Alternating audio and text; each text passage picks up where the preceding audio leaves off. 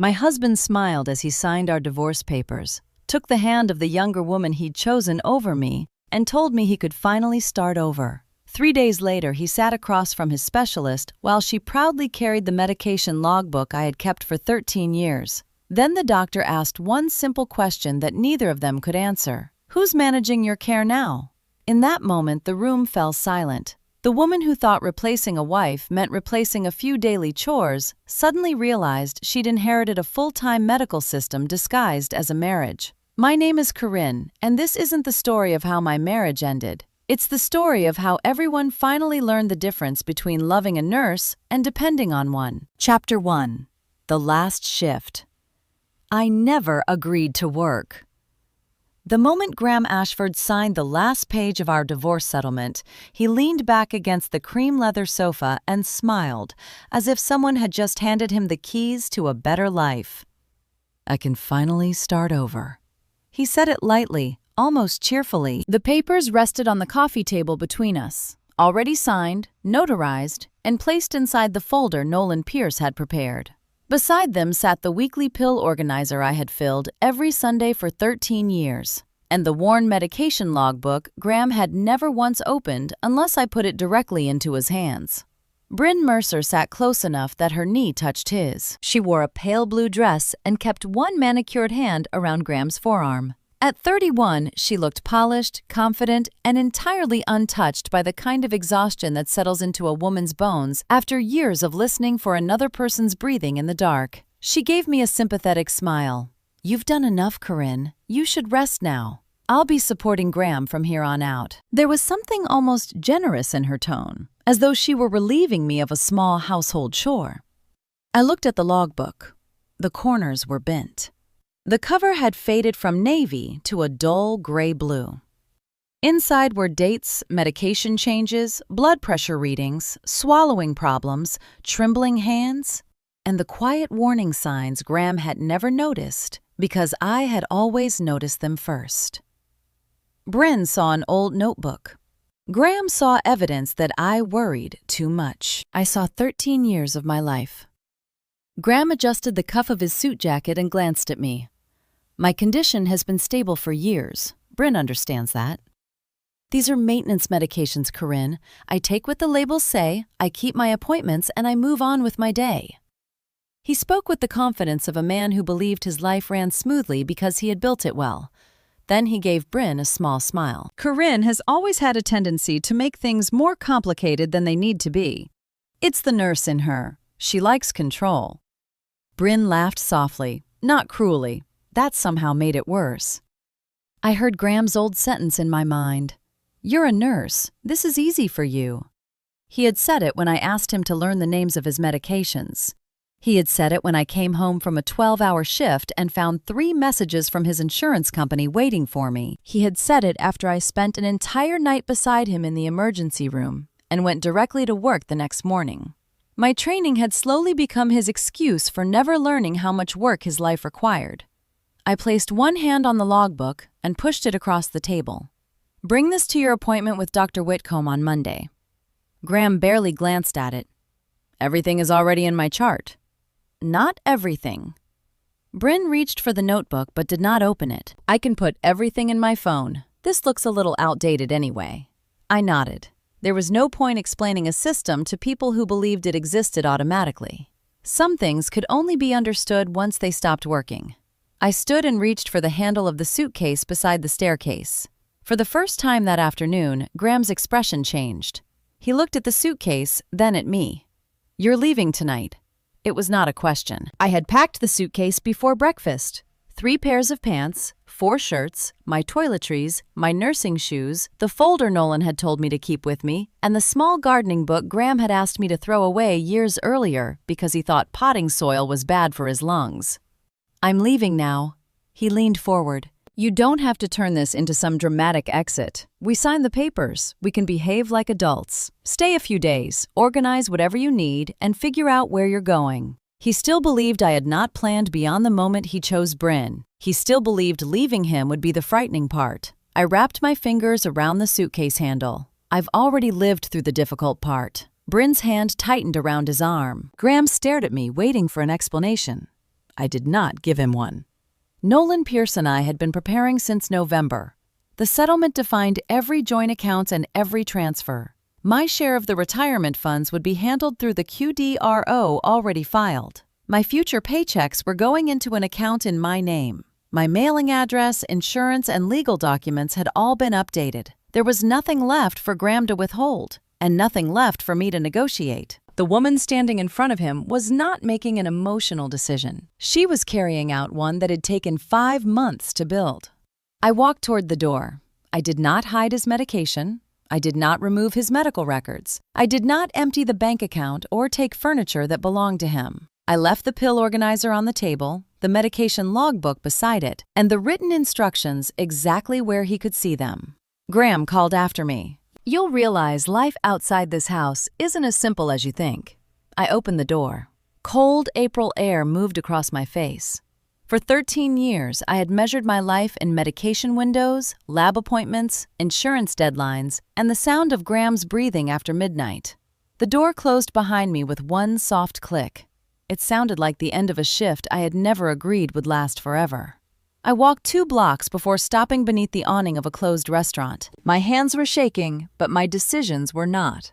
I opened the hospital portal and completed the steps Nolan and the patient services office had explained to me. I removed myself as Graham's emergency contact. I withdrew the HIPAA authorization that had allowed his care team to speak with me on his behalf. I submitted my written resignation as his healthcare agent. Then I sent Dr. Elias Whitcomb's office the current medication summary and scanned copies of my symptom notes from February through April. Graham's increasing hand tremor, his weaker breathing after climbing stairs, the 2 episodes of mild difficulty swallowing after dinner. I did not know whether those symptoms meant his condition was progressing. That decision belonged to his physician. I had done what a responsible nurse and former spouse should do. I transferred the necessary information. I did not transfer my life with it. Paige lived in a small apartment near Loyola University, Chicago, above a laundromat and across from a coffee shop that stayed open until midnight. When she opened the door and saw my suitcase, she stood completely still. Then she said the 4 words I had not expected. "You actually came." Not "you finally left," not "are you sure?" "You actually came." As if some part of her had spent years waiting for me to choose a door and walk through it. She took my suitcase without asking another question. The apartment was warm and crowded, with textbooks, secondhand furniture, and laundry drying over the back of a chair. Paige made chamomile tea and placed the mug in front of me. I wrapped both hands around it. I could not remember the last time someone had prepared something only because I might want it. When I opened my bag to find my phone charger, a plastic pill organizer fell onto the table. It was empty. I stared at it. Paige did too. "Why did you bring that?" I turned it over in my hands. I don't know. But I did know. My body had packed it before my mind understood that I would no longer need it. Paige sat across from me. "Dad's treatment has been the center of our family since I was 7. Her voice was quiet. She was not trying to hurt me. That made every word land harder. She reminded me of the scholarship ceremony during her senior year of high school. Graham had developed chest tightness that afternoon. I took him to the emergency room. Paige stood on a stage while another parent recorded the ceremony for me. I had told myself I had no choice. Paige looked down at her tea. I learned early that if Dad needed something, everyone else had to wait. I opened my mouth, but no defense sounded honest enough to say aloud. That night I slept in Paige's small guest room. At exactly 10:30, my eyes opened. For years, that had been the time I checked Graham after his evening medication. I listened automatically. No cough, no footsteps, no voice calling my name. My hand reached for the phone. Paige appeared in the doorway before I could unlock it. "Dad has the logbook. Dr. Whitcomb has the records. You don't have to clock back in." I stared at the dark screen for several seconds. Then I placed the phone face down. Across the city in River North, Graham's phone lit up with a message from Lakefront Specialty Pharmacy. "One prescription requires patient confirmation before Monday." He glanced at it, set the phone beside the untouched logbook, and assumed someone else would take care of it. I turned off the lamp and closed my eyes. Graham still did not understand that on Monday morning, for the first time in 13 years, no one would be standing between him and the questions he had never bothered to learn how to answer. Chapter 1. The Last Shift. I never agreed to work. By 6:15 the next morning, my eyes were open and my body was already waiting for instructions. For years, that hour had belonged to Graham. I would check whether his breathing sounded shallow, take his blood pressure before breakfast, compare the number to the previous week, and calculate how much time he had before the first medication window closed. If he had slept badly, I adjusted the morning around it. If his hands were unsteady, I watched him more closely without telling him why. That Saturday, there was only the low hum of Paige's refrigerator and the faint sound of traffic below the apartment. I lay still for several minutes, listening for a man who was no longer in the room. When I entered the kitchen, Paige had already made coffee. She pushed a plate of toast toward me without looking up from her laptop. I almost asked whether Graham had called. Instead, I wrapped both hands around the mug. The first sip tasted too strong.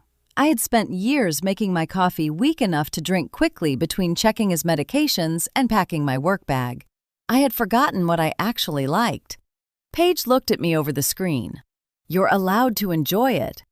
I smiled, but the relief in my chest came with an immediate sting of guilt. Somewhere across the city, Graham was probably standing in front of the kitchen counter trying to remember which bottle belonged beside breakfast. I knew how easily I could solve the problem. I knew the exact drawer where the current medication list was stored and the exact page in the logbook where Dr. Whitcomb's latest instructions were written. That knowledge pulled at me like a leash.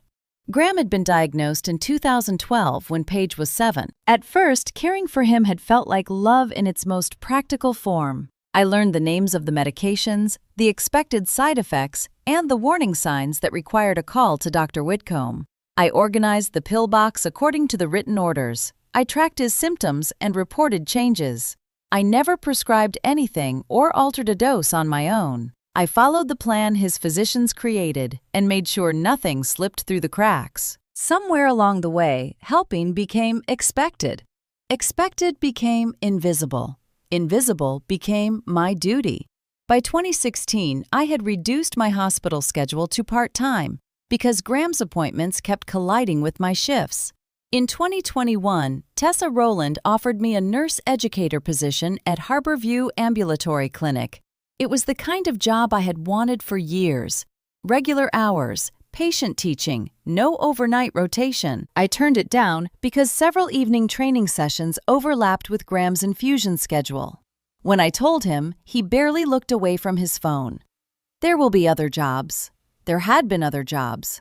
There had not been another version of me with 13 extra years to spend. Across town, Graham woke later than usual.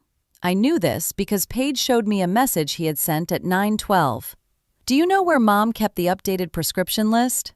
Paige had not answered. At the River North House, the weekly organizer on the coffee table held only the doses I had prepared through Friday night. I had deliberately stopped there because the divorce became final Friday afternoon. The remaining medications were still in their labeled bottles alongside the written instructions. Nothing was hidden, nothing was missing. But for the first time, no one had translated those instructions into a simple row of morning compartments. Graham and Bryn spread the bottles across the kitchen counter. Two carried the same medication name but different strengths because Dr. Whitcomb had recently reduced the dose. Bryn asked which bottle was current. Graham told her the newer one probably was. She asked how she was supposed to identify it. He could not answer. Rather than risk taking both, he skipped the midday dose and said they would sort it out at the pharmacy. It was not yet a crisis. It was only the first small break in a system he had never noticed. Bryn arrived at Lakefront Specialty Pharmacy before noon. Joanne Beckett had worked there long enough to recognize Graham's name before opening his profile. 3 prescriptions were ready. The 4th was not. The dosage change required Graham to complete medication counseling, and the prior authorization still needed supporting documentation. Joanne asked Bryn which strength Dr. Whitcomb had discontinued. Bryn told her Graham had said the medications were basically maintenance vitamins.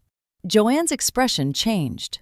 "These are not vitamins. He should not take the old and new strengths together unless the physician specifically instructs him to do so." Bryn called Graham from the pharmacy. He told her Joanne was being overly cautious because she had always liked me. That afternoon, Joanne called my number one final time because the system update had not fully processed. She apologized before asking whether I was still coordinating Graham's medications. No, our divorce became final yesterday. All counseling and prescription questions need to go directly to Graham. There was a brief silence. I understand. Then she added something I was not prepared to hear. You kept his medication list cleaner than most clinical charts I see. She did not praise my marriage. She did not tell me I had sacrificed enough. She recognized one specific piece of work I had performed well. That was somehow more difficult to receive. Thank you, Joanne. After we ended the call, I sat at Paige's small kitchen table and stared at the dark phone screen. A new email arrived a few minutes later. It had been forwarded from Graham. Denise Navarro had notified him that his manufacturer copay assistance required renewal within 7 days. The application still needed his signature income verification and updated laboratory results. Above the forwarded message, Graham had written 2 words, "Handle this." I read them twice. Then another email appeared, sent to the wrong person. Paige was standing behind me. Are you going to do it? It would only take a few minutes to tell him where everything is. Her expression tightened. That's how it always starts. 5 minutes becomes your whole life. This is not a dinner reservation page. If he misses the deadline, the medication could cost thousands. I know what it is. Her voice rose for the first time. I grew up knowing what everything was. I knew when not to invite friends over. I knew when the house had to be quiet. I knew when you would miss something because Dad was tired or dizzy or scared. You think I don't understand because I wasn't the one filling out the forms.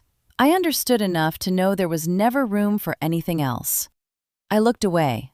The truth in her anger did not make it easier to hear. At the River North House, Graham was also preparing for Tuesday's presentation at North Star Commercial Systems. It was an important client meeting in Oak Brook, and Miles Kendall had offered to move it after Graham's medical appointment. Graham refused. He had spent years building the image of a man who never allowed illness to interfere with business. What he did not know was how often I had protected that image. I scheduled tests around major meetings. I packed food he could eat between appointments. I reminded his assistant when travel days needed to remain clear without explaining why. I adjusted medication times only within Dr. Whitcomb's written plan so Graham could arrive alert and composed. He called that discipline. He never knew how much of it belonged to me. 6 months earlier, I had driven him home after an overnight emergency room visit. I had been awake for nearly 20 hours when Bryn called. Graham answered with a bright voice. It was nothing. Corinne worries too much. Then he invited her to dinner at a French restaurant. He did not thank me for taking him to the hospital. He did not ask whether I could still manage my shift. He laughed with another woman while I drove him home. That was the moment I understood. I was no longer his wife in any meaningful sense. I was the machinery that kept his preferred version of himself running. On Sunday night, Bryn emptied the pharmacy bag onto the kitchen table. She held up the 2 bottles with different strengths. Which one did Dr. Whitcomb stop? Graham told her it was written somewhere in the logbook. She opened it and turned through the pages until one entry caught her attention. Breathing weaker after stairs. Patient minimizes symptoms. Discuss progression at next visit. Bryn looked at him. You told me she invented all of this. Graham reached for the book. Corinne always made everything sound worse than it was. The moment his fingers closed around the cover, his right hand began to shake. The logbook slipped from his grip and struck the floor. For several seconds, neither of them moved. Graham stared at his hand as if it belonged to someone else. Bryn stared at him as if the man beside her was someone she had never actually met. The next morning, they would sit across from Dr. Elias Whitcomb, who had already read the records Graham had spent years dismissing. Chapter 2. Everything he called just helping. By 6:15 the next morning, I was awake and listening for a house that was no longer around me. For years, that hour had belonged to Graham. I would check whether his breathing sounded shallow, take his blood pressure before breakfast, compare it with the previous week, and make sure the first medication window did not slip past him. If his hands were unsteady, I watched more closely. If he had slept badly, I adjusted the morning without announcing that I was doing it. That Saturday, there was only the low hum of Paige's refrigerator and the muted traffic below her apartment. I lay still for several minutes, waiting for a cough that never came. When I walked into the kitchen, Paige was already sitting at the table with her laptop open. She pushed a plate of toast toward me and pointed to the coffee. I almost asked whether Graham had called. Instead, I wrapped both hands around the mug. The coffee was stronger than I usually made it. For years, I had watered mine down so I could drink it quickly between preparing Graham's breakfast and packing my work bag. I took another sip. Paige glanced at me over the screen. "You are allowed to like it." I smiled, but relief came with an immediate stab of guilt. Across the city, Graham was probably standing in front of the kitchen counter trying to remember which bottle belonged beside breakfast. I knew exactly where the current medication instructions were. I knew which page in the logbook held Dr. Whitcomb's latest changes. The knowledge pulled at me like a leash. Graham had been diagnosed in 2012 when Paige was 7. At first, caring for him had felt like love in its most practical form. I learned the names of his medications, the expected side effects, and the warning signs that required a call to Dr. Whitcomb. I filled the pill organizer according to written orders. I recorded symptoms and followed the action plan his physicians had created. I never prescribed anything. I never changed a dose on my own. I made sure the plan was carried out correctly. Somewhere along the way, helping became expected. Expected became invisible. Invisible became my duty. By 2016, I had reduced my hospital schedule to part-time because Graham's appointments kept colliding with my shifts. In 2021, Tessa Rowland offered me a nurse educator position at Harborview Ambulatory Clinic. It was the kind of work I had wanted for years. Regular hours, patient teaching, no overnight rotation. I turned it down because several training sessions overlapped with Graham's infusion schedule. When I told him, he barely looked up from his phone. There will be other jobs. There had been other jobs. There had not been another version of me with 13 extra years to spend. At the River North house, Graham woke later than usual. I knew because Paige showed me a message he sent at 9:12. "Do you know where Mom kept the updated prescription list?" Paige did not answer. The weekly organizer on the coffee table contained only the doses I had prepared through Friday night. The remaining medication was still in labeled bottles beside the written instructions. Nothing was hidden, nothing was missing. But no one had translated those instructions into neat rows of morning and evening compartments. Graham and Bryn spread the bottles across the kitchen counter. 2 carried the same medication name but different strengths because Dr. Whitcomb had recently lowered the dose. Bryn asked which bottle was current. Graham said the newer one probably was. She asked how she was supposed to know which one that meant. He could not answer. Rather than risk taking both, he skipped the midday dose and said they would settle it at the pharmacy. It was not yet a medical crisis. It was only the first small break in a system he had never noticed. Bryn arrived at Lakefront Specialty Pharmacy shortly before noon. Joanne Beckett had worked there long enough to recognize Graham's name before opening his file. 3 prescriptions were ready. The 4th was not. The new dosage required Graham to complete medication counseling, and the prior authorization still needed supporting documents. Joanne asked Bryn which strength Dr. Whitcomb had discontinued. Bryn did not know. She said Graham had described the medications as maintenance pills, almost like vitamins. Joanne's expression changed. These are not vitamins. He should not take the old and new strengths together unless the physician tells him to. Bryn called Graham from the pharmacy. He told her Joanne was being overly cautious because she had always gotten along with me. That afternoon, Joanne called me one final time because the system update had not fully processed. She apologized before asking whether I was still coordinating Graham's medication. No, our divorce became final yesterday. All questions need to go directly to Graham. There was a short silence. I understand. Then she said something I was not prepared to hear. You kept his medication list cleaner than most clinical charts I see. She did not praise my marriage. She did not tell me I had sacrificed enough. She recognized one specific piece of work I had done well. That made the words harder to receive. Thank you, Joanne. After we ended the call, I remained at Paige's kitchen table with the phone in my hand. A new email appeared. It had been forwarded from Graham. Denise Navarro had notified him that his manufacturer copay assistance required renewal within 7 days. The application still needed his signature income verification and updated laboratory results. Above the forwarded message, Graham had typed 2 words: "Handle this." I read them twice. A second email arrived a few minutes later. Sent to the wrong person. Paige was standing behind me. "Are you going to do it?" It would only take a few minutes to tell him where everything is. Her face tightened. That is how it always starts. 5 minutes becomes your whole life. This is not a dinner reservation, Paige. If he misses the deadline, he may have to pay thousands. I know what it is. Her voice rose. I knew when I could not invite friends over. I knew when the house had to stay quiet. I knew when you would miss something because Dad was dizzy or tired. You think I did not understand because I was not filling out the forms? I understood enough to know there was never room for anything else. I looked away.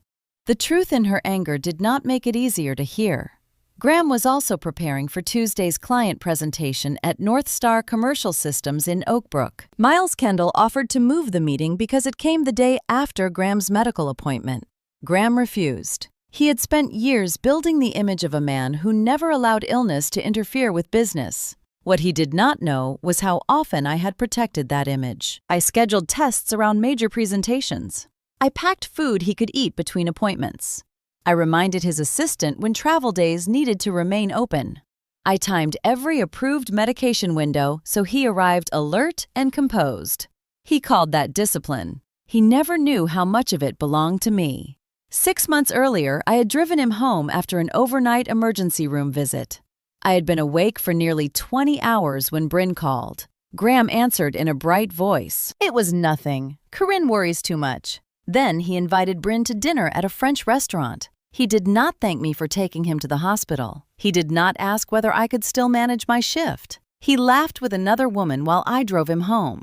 That was the moment I understood I was no longer his wife in any meaningful sense. I was the machinery that kept his preferred version of himself running. On Sunday night, Bryn emptied the pharmacy bag onto the kitchen table. She held up the 2 bottles with different strengths. Which one did Dr. Whitcomb stop? Graham said the answer was probably somewhere in the logbook. Bryn opened it and turned through the pages until one entry caught her attention. Breathing weaker after stairs. Patient minimizes symptoms. Discuss progression at next visit. She looked at him. You told me she invented all of this. Graham reached for the book. Corinne always made everything sound worse than it was. The moment his fingers closed around the cover, his right hand began to shake. The logbook slipped from his grip and struck the floor. Neither of them moved. Graham stared at his hand as if it belonged to someone else. Bryn stared at him as if the man beside her was someone she had never actually met. The next morning, they would sit across from Dr. Elias Whitcomb, who had already read the records Graham had spent years dismissing. Chapter 3. The Questions He Couldn't Answer. By 8:30 Monday morning, Graham was standing beneath the glass atrium of Lakeshore University Medical Center in the same charcoal suit he wore for important client meetings. Bryn walked beside him, carrying the medication logbook against her chest. From a distance, they probably looked composed. Graham still moved with the practiced confidence of a man accustomed to being recognized, accommodated, and believed. But I knew what happened before he reached that lobby. He had slept badly. He had skipped the uncertain midday dose on Saturday. He had taken the evening medication late on Sunday after spending an hour searching online for instructions he did not fully understand. And for the first time in 13 years, he had arrived at a medical appointment without someone reviewing every detail before he walked through the door. I was not there to witness the check-in, but later I would learn exactly how it unfolded from the notes Dr. Whitcomb added to the chart and from the things Graham eventually admitted. The receptionist handed him a tablet. Please confirm your emergency contact, HIPAA contact advance directive, and the person available to assist with your care after treatment. Graham glanced at Bryn. I'll put you down. Bryn read the next section before answering. It asked whether she could attend discharge planning, receive medical instructions, coordinate transportation, and help monitor Graham at home if his condition worsened. She shifted the logbook from one arm to the other. We should talk about this first. Graham lowered his voice. It's just paperwork.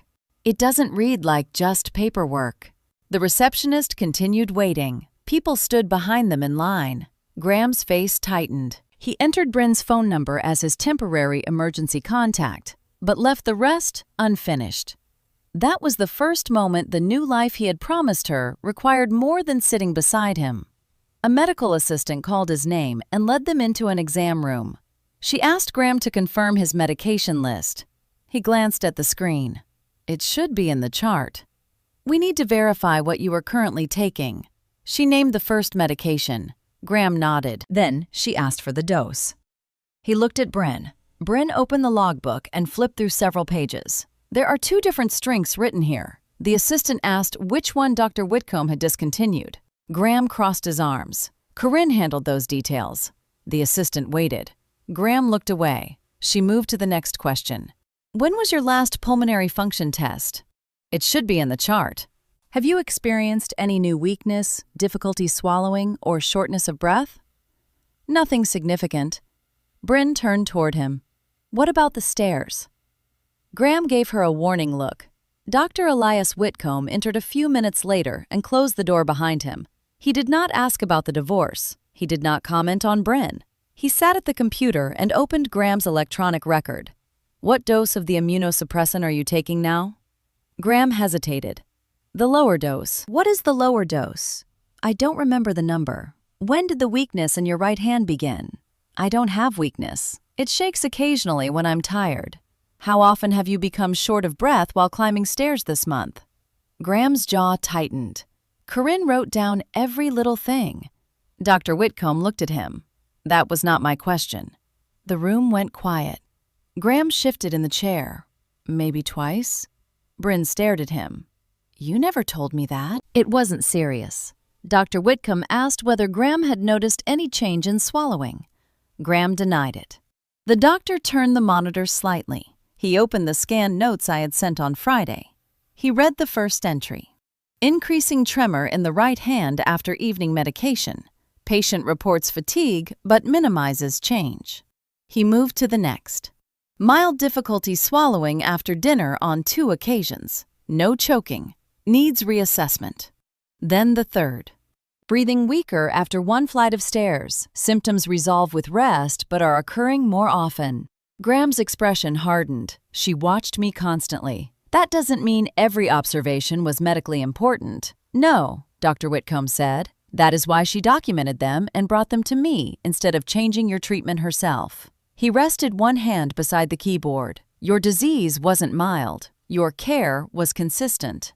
Graham did not answer. Dr. Whitcomb explained that stability did not mean the illness had disappeared. It meant changes had been identified. Early medications had been taken within the prescribed schedule, and follow-up had occurred before minor symptoms became larger problems. He did not praise me as a saint. He did not tell Graham he deserved what was happening. He simply separated the disease Graham had from the story Graham had told himself about it.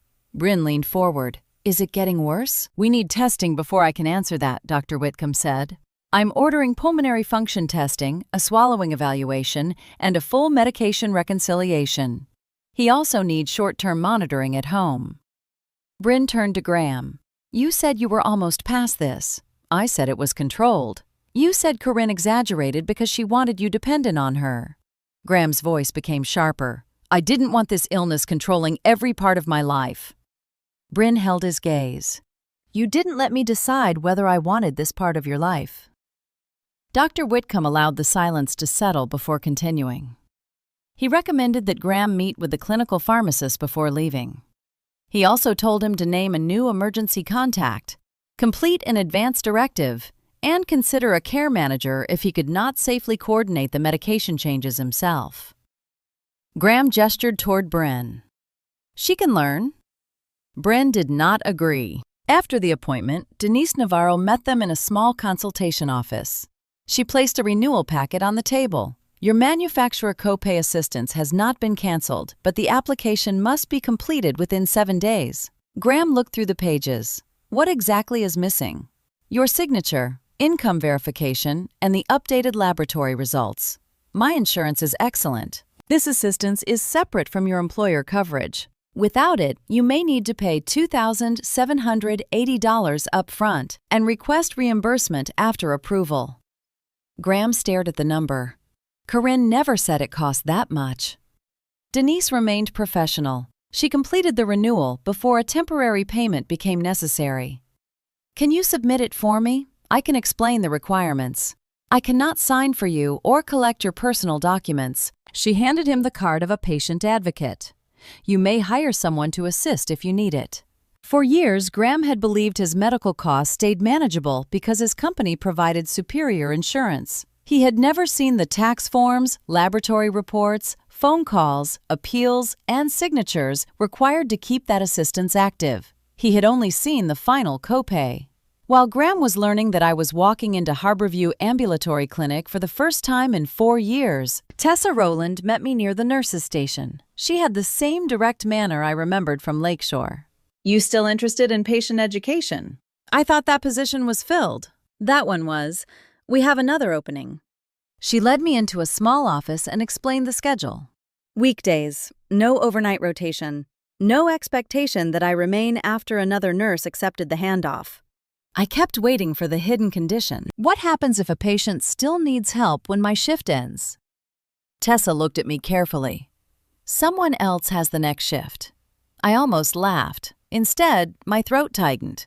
For years, there had never been another shift after mine. There had only been morning, afternoon, evening, and the middle of the night. Tessa slid the job description toward me. Think about it. You don't have to answer today.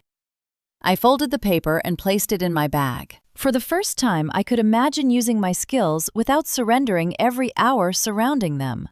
The following morning, Graham went to Oak Brook for the North Star Commercial Systems presentation. He had skipped the uncertain midday dose the previous day, taken the evening dose late, slept less than 4 hours, and left home without eating. Miles Kendall noticed the tremor when Graham picked up the presentation remote. We can move this, Miles said. I'm fine. You don't look fine. I said I'm fine. The client meeting began at 10. Graham opened confidently, but halfway through the presentation, his breathing became shallow. His right hand shook hard enough that the laser point drifted across the wall. Then he reached a slide containing quarterly projections and stopped. The numbers were familiar. He had reviewed them dozens of times, but his mind went blank. Miles stepped forward. I'll take this section. Graham handed him the remote without looking at the client.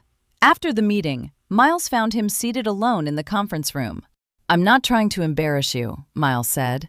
I didn't ask you to take over. You couldn't finish. Graham looked toward the window. Miles lowered his voice.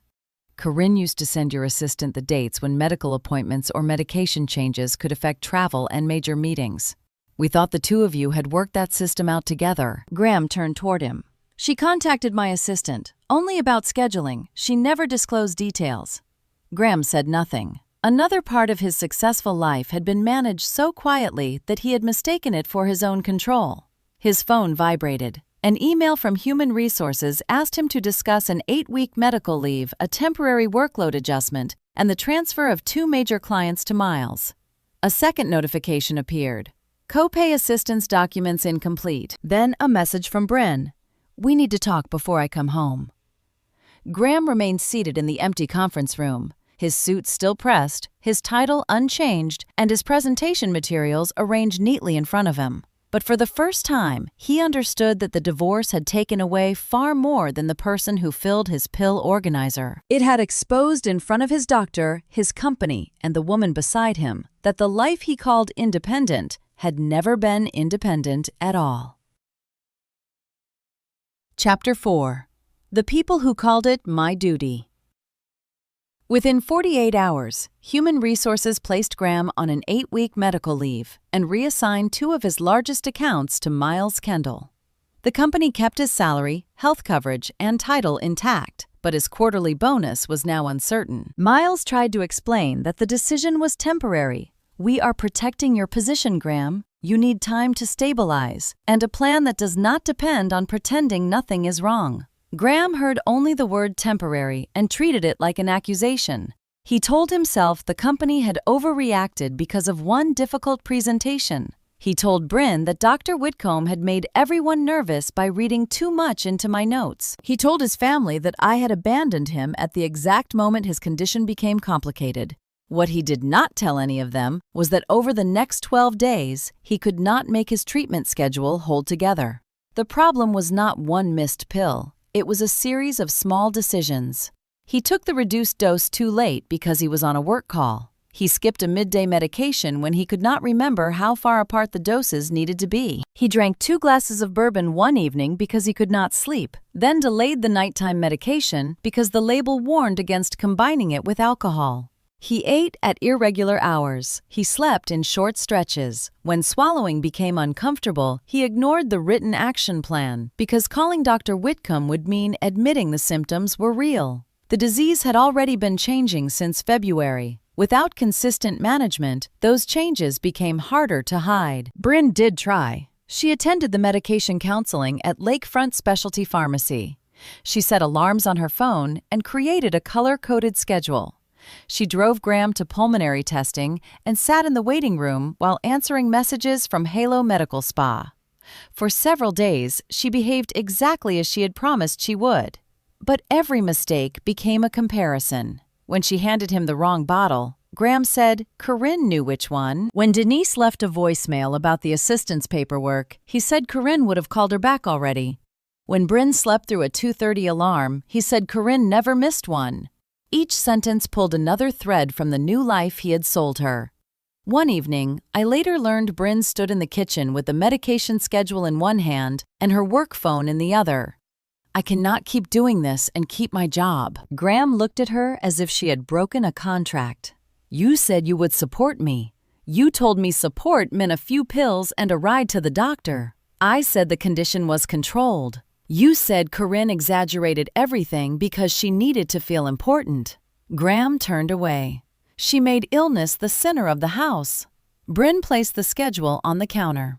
No, you built our relationship around a lie. That is the problem. While their arguments grew sharper, Graham reached for the 2 people who had spent years telling me what a wife should do.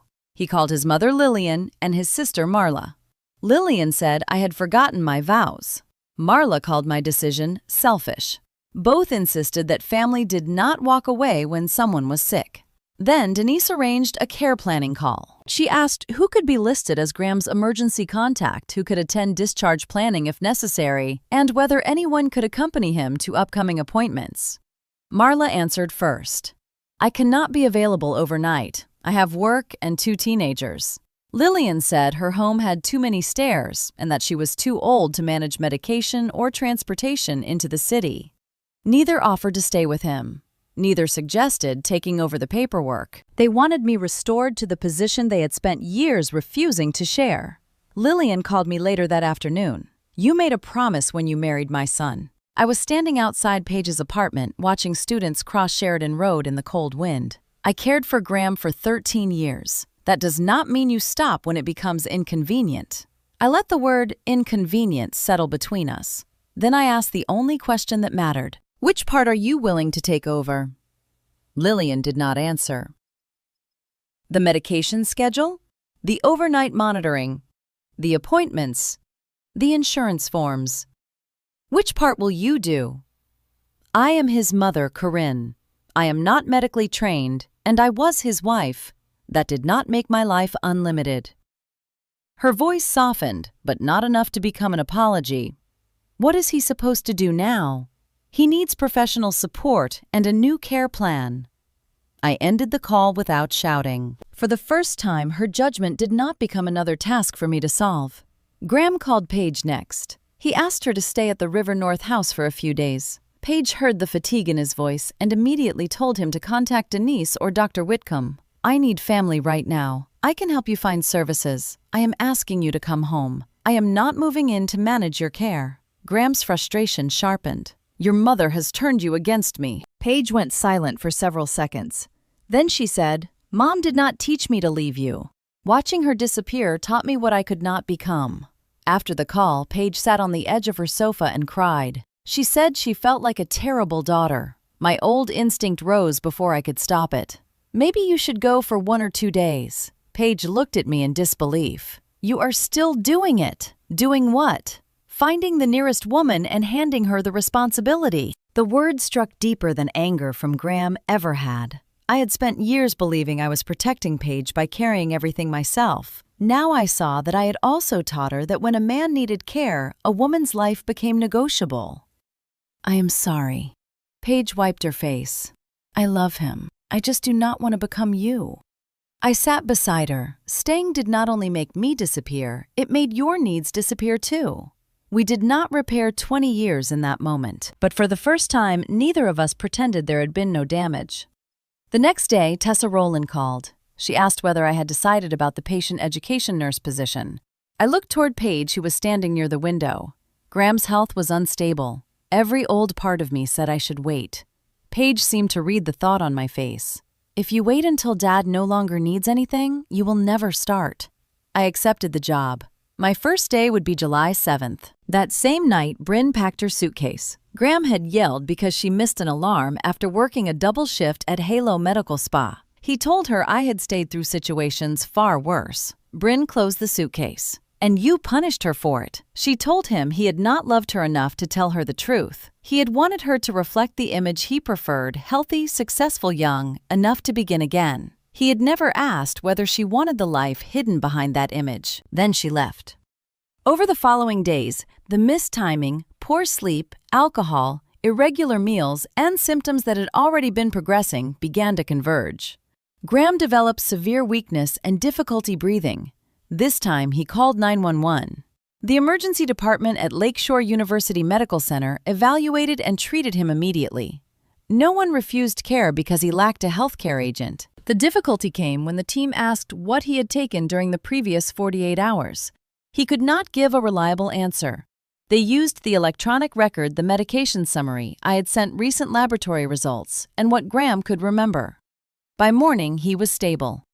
But his discharge plan now required medication reconciliation, respiratory follow-up, a care manager, and temporary home health nursing. Denise introduced Ruthie Sloan, who charged $145 an hour for care coordination, and Caleb Monroe, a home health registered nurse, whose visits cost $210 each. The projected first month came to roughly $5,200, including medication coordination, patient advocacy, transportation, and services not fully covered by insurance. That did not include the $2,780 copay he might have to advance while the assistance paperwork was processed. For 13 years, Graham had called those same tasks helping. Now they arrived with contracts, hourly rates, and invoices. That night I was eating dinner with Paige after signing my employment paperwork when Graham's name appeared on my phone. Paige looked at the screen, then at me. Whatever you do, make sure it is your choice, I answered. Graham did not begin with an apology. I do not know which forms Denise needs. Bryn is gone. I cannot manage the medication changes. I need you. I said nothing. The silence seemed to give him hope. Then I asked, do you need me, Graham? Or do you need everything I used to do? On the other end of the line, he had no answer. Chapter 5. The Life I Stopped Putting on Hold. His silence told me more than any apology could have. Then he began listing the things that had gone wrong. The copay assistance paperwork was incomplete. Denise needed income documents he could not find. Ruthie had asked for an updated medication list. Caleb wanted to know which symptoms belonged in the written action plan. Dr. Whitcomb had scheduled follow-up testing. Graham spoke quickly, as if speed could turn his panic into urgency, and urgency into my responsibility. I need you to call Denise. You know what she needs. You can look over the new medication schedule. You can tell Ruthie how you organized everything. Just come back for a few days until this is under control.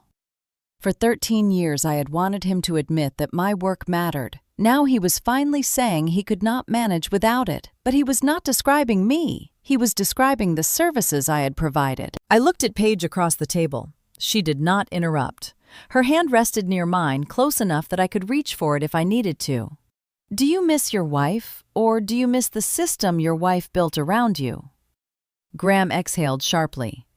Corinne, this is not the time to argue. That answer settled something inside me. Even from a hospital room, even after Bryn had left and his carefully controlled life had begun to collapse.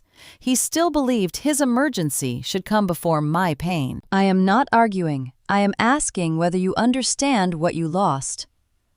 I told him he had abandoned me long before the divorce became final. He had abandoned me every time he called my exhaustion part of the job. Every time he used my nursing license as an excuse not to learn his own medications.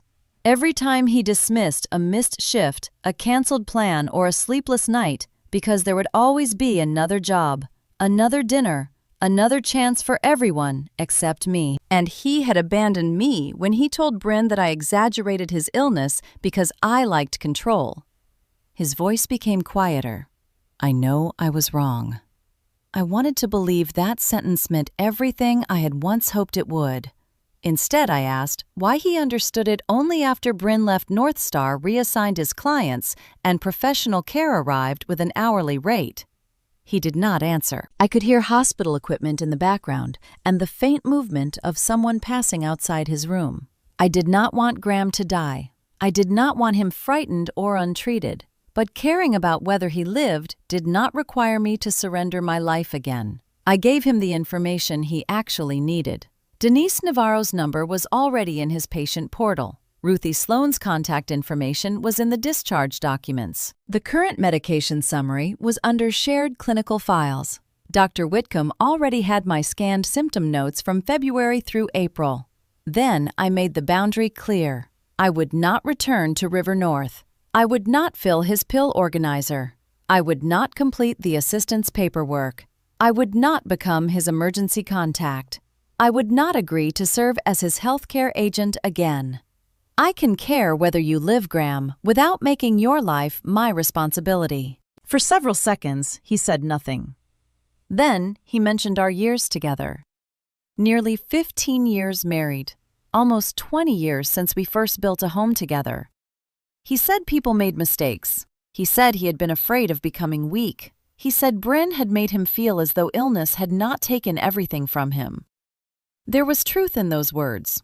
There was also no undoing what he had done with that fear. Regret does not give you the right to return to the person you hurt. He asked whether there was any chance for us. I told him to follow Dr. Whitcomb's instructions, work with Ruthie, and learn the details of his own care. Then I ended the call. My hand shook so hard that I nearly dropped the phone. I had imagined that saying no would feel powerful. Instead, it felt like grieving someone who was still alive. I cried for the man Graham had once been, for the woman I had once been, and for all the years I had spent waiting for him to recognize what my love had cost. Paige moved her chair beside mine. She did not tell me I had made the right decision. She only took my hand and stayed. Graham left the hospital with professional support. Ruthie coordinated his appointments, pharmacy communication, and assistance application. Caleb visited on schedule to reconcile the medication bottles, monitor his symptoms, and review the written action plan. They were skilled and dependable. They also had office hours. When their work was finished, they left. Graham had to learn what happened between visits. He had to answer his own phone, read his own instructions, and call for help before a small problem became an emergency. The projected first month of care came to approximately $5,200. He also advanced the $2,780 copay while the manufacturer assistance application was processed. For the first time, the tasks he had called simple arrived with contracts, timesheets, and invoices. North Star kept Graham on medical leave for 8 weeks. Miles managed the 2 major client accounts, and Graham lost part of his quarterly bonus. He was not fired or punished for being ill. When he returned, the company required a realistic travel schedule and clear boundaries around treatment days. He had to admit when he needed help instead of building his reputation on the claim that he never did. Marla called occasionally, but she did not become his caregiver. Lillian sent food and stopped asking me to return. Paige spoke to Graham once a week. She helped him locate services when needed, but she did not organize his medications move into his house or attend every appointment. He had to accept that his daughter could love him without building her life around his illness. On July 7th, I started at Harborview Ambulatory Clinic. My first patient was an older woman who had been discharged with 6 medications and no idea why she was taking half of them. I sat beside her and explained each one in plain language. We reviewed the symptoms that required a call and the questions she should bring to her next appointment. When we finished, she pressed the paper against her chest. This is the first time any of this has made sense. Her gratitude did not feel like a demand, it felt like recognition. At the end of the day, I remained at my desk checking the notes for a third time. Tessa Rowland appeared at the door. Go home. Someone else has the next shift. I looked around the nurse's station. Another nurse was already receiving the handoff. Nothing would collapse because I left. I picked up my bag and walked out on time. By then, I had rented a small apartment in Evanston. Paige and I had dinner together once a week, but I did not remain in her student apartment long enough to make her responsible for rebuilding me. I apologized for the years when Graham's illness had consumed all the space in our family. Paige did not offer instant forgiveness. She said we could rebuild without rushing. That was enough. In the middle of July, a letter arrived from Graham. It was handwritten.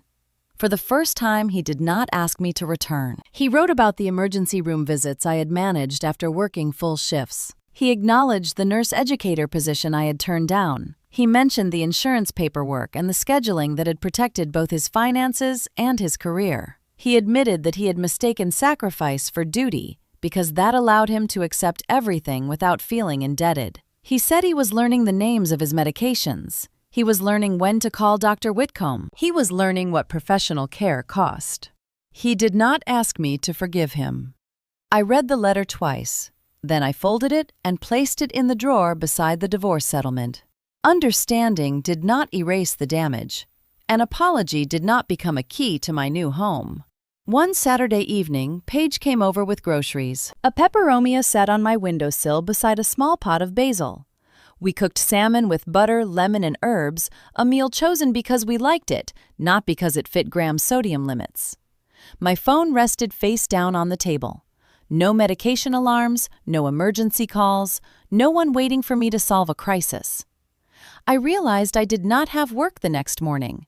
For years, an empty day had frightened me because it usually meant I had forgotten something.